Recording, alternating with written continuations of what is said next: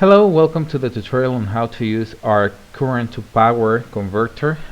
This tool will be especially useful when you have a simulation that cannot be run using power control due to it having more than one inductor or a single inductor that was cut when the case was sliced.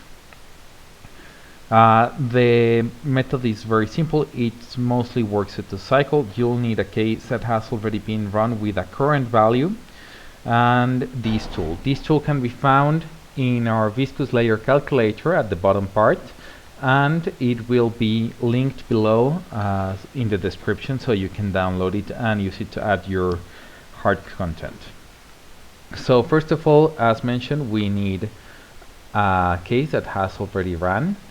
As you can see here, we already have results. In this situation, we only have one inductor, but the process will be the same with either 1, 2, or more. We'll go to Visualization tab and then open the CSV file. And we'll want to extract some data from here. It must be noted that this case was run with current first, so you have to run the case once with current, either a random value or a random that you feel approaches what you think you need. Once you have that, the simulation fully ran, we're going to go to the bottom part of the simulation where we find the total. Okay, total, we need the time and the active power. We're gonna take these two.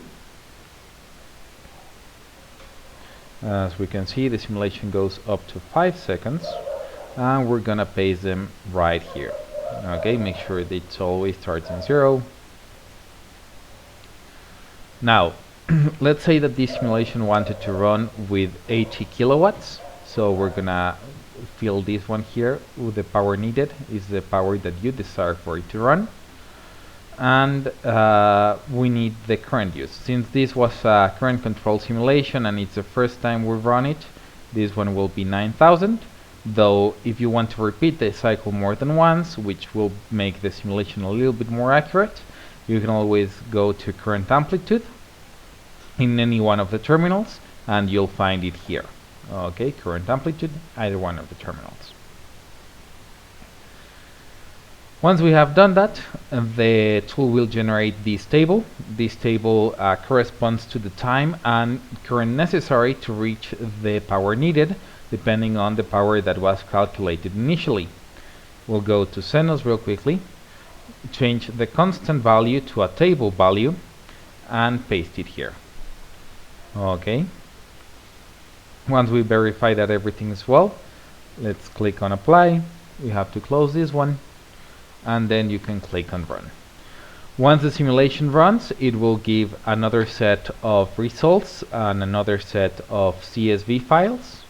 In the CSV file, you'll be able to verify the current that was used and if you achieve the active power that you desired.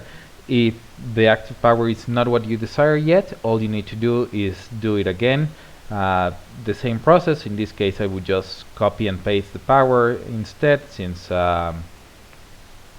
it's what I need, and in that case the new current values, which will be in the same place, though now will fluctuate because remember that we actually changed them, so in reality they should more look like this right column. Okay, I hope that you find this tutorial useful. If you have any questions or need any assistance, please feel free to contact support either via chat or via email, and we'll be more than happy to assist you. Have an excellent day.